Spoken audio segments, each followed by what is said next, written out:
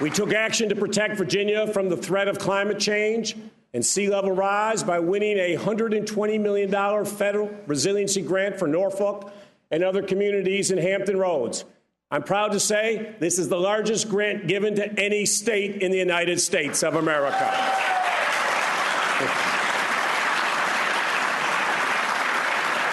We have made great strides protecting Virginia's historic and natural assets as well.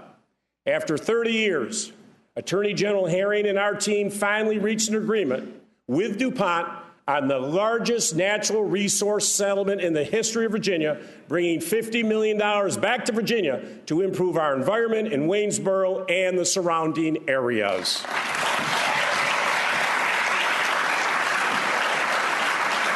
We undertook an initiative to preserve 1,000 Virginia natural and historic treasures for the enjoyment of generations to come.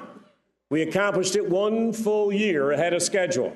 And tonight, I am proud to announce that after 3 years of negotiations with the United States Army, we are now finally have an agreement to expand Virginia's historic Fort Monroe and take possession so that for generations to come, Fort Monroe will be for our Virginia citizens.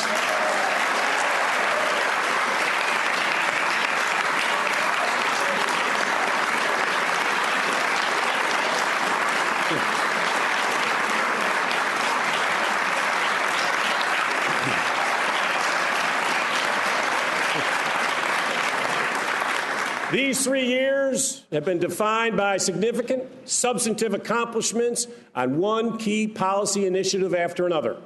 Those achievements are not victories for one party or another. They are victories for Virginia. We achieve them by working together and doing what it takes to build a new Virginia economy from the bottom up. And if you look at the numbers, it's clear we are making substantial progress. When I took office, Virginia's unemployment rate was 5.4%. Over the course of this administration, it fell to as low as 3.7%, which represented the steepest decline in any governor's term in 32 years.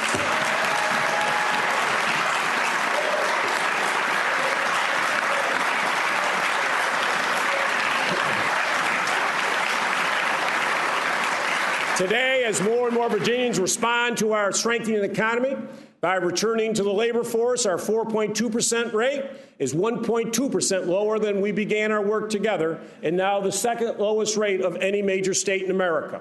In total, Virginia has created 167,100 new jobs in the last 3 years.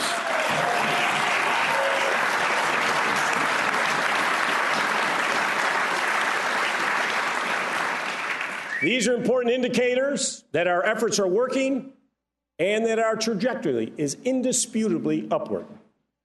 But we should also remember that these numbers actually represent real people with real stories. I would like to take a moment to tell you about a few people who have benefited from actions that we have taken working together. One of my proudest moments of my life came on April 22nd of last year when I stood on the steps of the Capitol and brought Virginia into line with 40 other states that restore the civil rights of people who made mistakes and who have served their time.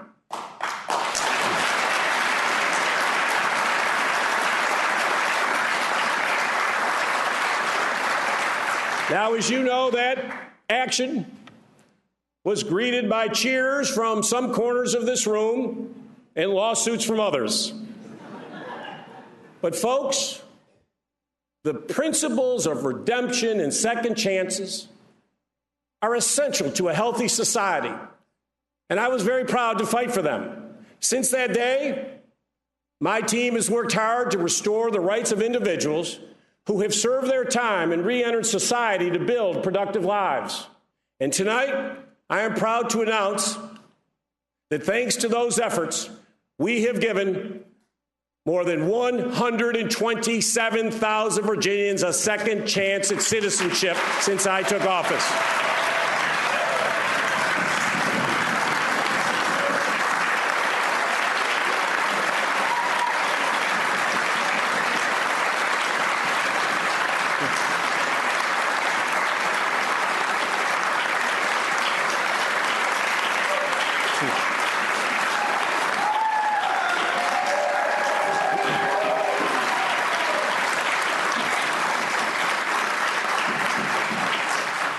I would like you to meet one of them tonight.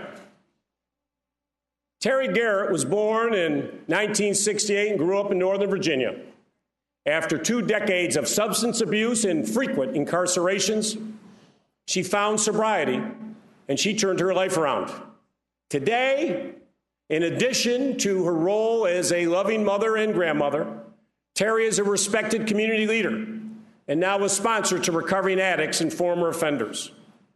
Terry made mistakes. She served her time. She became a productive member of our community, but our policy of disenfranchisement made her a second-class citizen. Until last year, after Terry's rights were restored in August, she walked into a voting booth for the first time in her life this past November, regaining her place in our society and showing all of us how powerful a second chance can be. Terry is here with us tonight on behalf of so many Virginians who are proud to have a voice in their Commonwealth's future. Once again, I hope you will join me in welcoming Terry to our Capitol.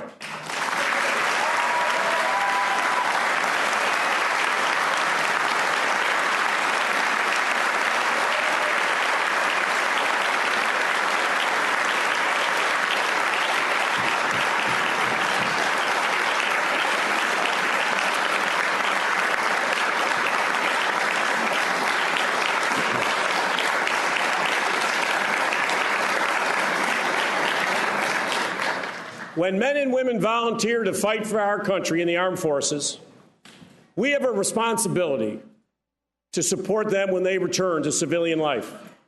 Unfortunately, too many end their military service and face enormous challenges with too few resources or opportunities for success. Many find themselves without a place to call home. Shortly after my administration began, First Lady Michelle Obama sent a challenge to all the mayors in America to end veteran homelessness in their cities. I can still remember the look on Secretary John Harvey's face when I suggested that we take that challenge, not just for our Virginia cities, but for our entire Commonwealth. But he and the fantastic team at the Department of Veteran Services, Social Services, and Housing and Community Development, they got to work to find safe, affordable, and permanent housing for our homeless veterans. And on Veterans Day 2015, I was proud to announce that Virginia was the first state in the nation to be certified as functionally ending veteran homelessness.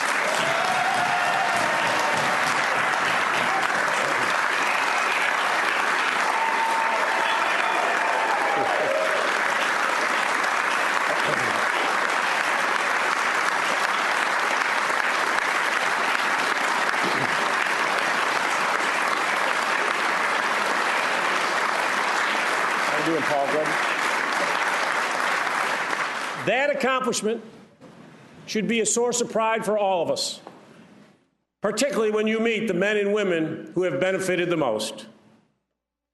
Deotis Roberts is with us tonight from Chesapeake. He bravely served in the Army Airborne in several missions, including Operation Desert Storm. Like too many others, Deotis faced challenges when he returned home. After nearly 11 years without a reliable roof over his head, Deotis finally received permanent housing thanks to the great work of our Virginia public servants. Deotis, I want to say thank you for joining this evening and thank you for service to our great nation.